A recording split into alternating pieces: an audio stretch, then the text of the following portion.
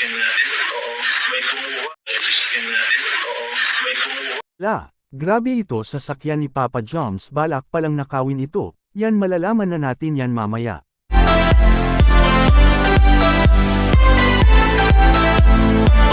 Isa namang mapalang araw sa inyong lahat mga kalingap, sana po ay lagi kayong nakasuporta sa aking ginagawang reaction video. At kung nagustuhan po natin ang ganitong kwento, huwag po nating kalimutang mag-subscribe sa maliit na channel na ito, at paunawa ating tapusin ang kabuohang nilalaman nito. Siyempre huwag din nating kalimutang suportahan ang ama ng kalingap na si Val Santos Matubang at Kalingap Rab. Sasakyan ni Papa Joms mga kalingap ay muntik ng manakaw ito. Grabe namang pangyayari na ito. Bago natin ipagpatuloy ay alam natin kung gaano kamahal ni Papa Joms ang isang bagay na kanyang pinapangarap mga kalingap. Sapagkat mapahalagang tao si Papa Joms pag nagkaroon ito ng mga importanteng bagay na kanyang ginusto. Lalo't ang bagay na iyon ay pinaghirapan mo talaga para makuha lamang ito na galing talaga sa pagod at pawi sa ating sarili. Kaya pag may mga bagay tayo na masisira o kaya mawawala ay masasaktan talaga tayo mga kalingap, ito'y nawala na sa ating paningin. Subalit kahit gaano mo man ito pinahalagahan ay sadyang may tao parent ito na gusto itong kunin o kaya hiramin, tapos pag nasira na ay isa sa uli sa'yo. Kaya masakit talaga ito para sa ating nagpapahalaga sa ating kagamitan, lalo kung ito'y mahal mo tapos sirain lang ito ng iba. Sa kabilang dapo naman totoo kaya naninakaw ang napaka-importanteng sasakyan ni Papa Joms mga kalingap. Well, yes po mga kalingap, naninakaw talaga ang kanyang pinakamamahal na sasakyan na si Kopi mga kalingap.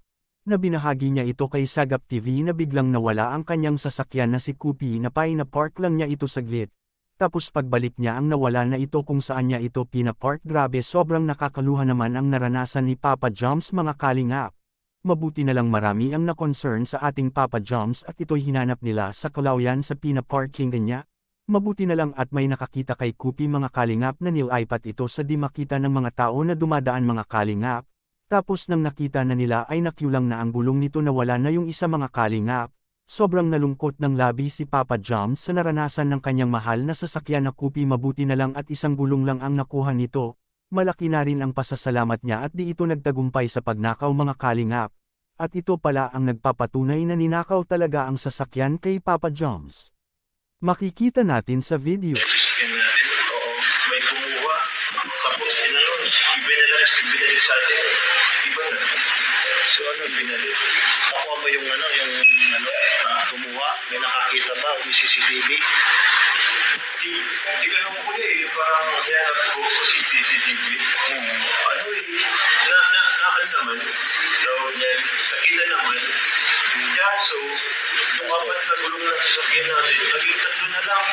Wala na isang gulong yun. Kaya baka ibinta yung isang gulong. Grabe, sadyang di na talaga makapagkatiwalaan ng mga tao ngayon. Kahit kalugar mo lang ay tataluhin ka talaga. Kayo mga kalingap, anong masasabi nyo sa pangyayari na ito na muntik nang mawala ang pinakamamahal na sasakyan kay Papa Joms? Please comment and God bless us all.